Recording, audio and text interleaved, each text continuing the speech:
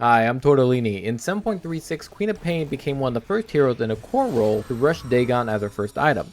Now typically we see Dagon on like Nyx Assassin or maybe a Pugna for the memes. Normally Dagon is not really picked up because there are just better items to buy that scale better in the mid game and are more cost effective and synergistic with the heroes. But as we can see here now on Dota2ProTracker.com, Dagon is not only core on Queen of Pain, but it is essential, and it's all due to her Masochist facet, which reads, spell amplification is increased by 15%, but 22% of the spell damage, including items, also inflicts upon Queen of Pain herself. So for a lot of players, Dagon is replacing Witchblade as Queen of Pain's first core item for two reasons. One, Dagon's damage is amplified by her Masochist facet, but also, two, the damage dealt back to her is negated by Dagon's spell lifesteal component, Voodoo Mask. 7.36 not only changed Queen of Pain's item and skill build, but it also synergistically aligned with how Queen of Pain wants to play, albeit with some trade-offs. So let's break it down. And by the way, if you like my guides for the past 11 years, or what I do on YouTube, consider liking or subscribing to the channel, or becoming a member. You can even subscribe on my Twitch channel if you prefer. So for starters, in 7.36, Queen of Pain no longer heals from her Shadow Strike, which was her main way of bullying and winning her lane against a lot of common mid laners. She would win her lane this way and then rely on Scream of Pain to guarantee last hits during the lane. Before 7.36, she would also typically rush Witchblade as her first item at around the 11-13 minute mark, and that would be her ganking toolset.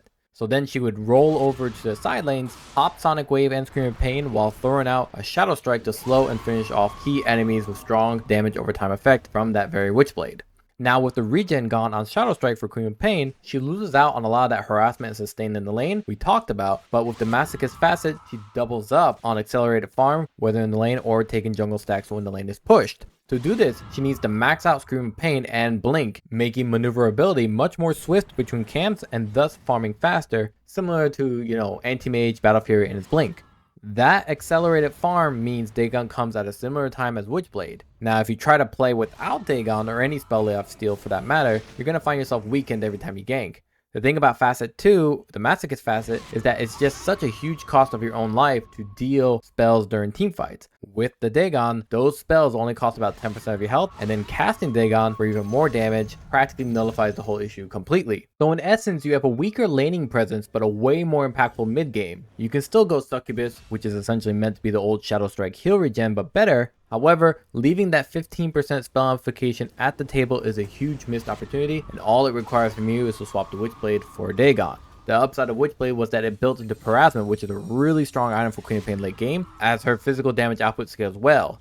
That said, the mid game ganks is where players expect Queen of Pain to shine, and thus Dagon fits into that expectation really well as well.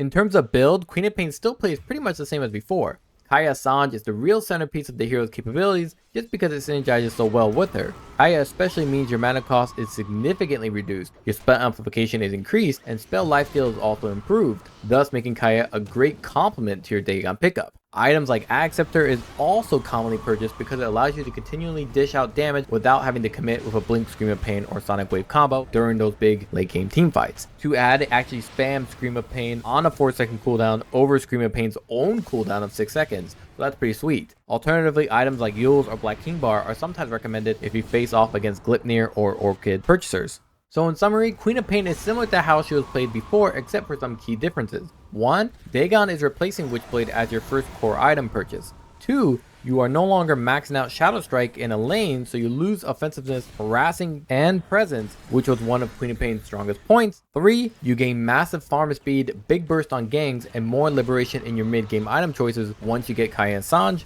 And in 4, Hero is not one of the most popular mids, but very playable and adjustable to the lineup. Her Masochist facet restricts her bullying in the lane, and that can be hurtful when playing against enemies who need to be curbed like Tiny, so they don't start ganking the map before you and ultimately destroying your teammates' lanes and thus nullifying your point as being a mid laner. That's pretty much it for Queen of Pain. See you guys next time. Please like and subscribe.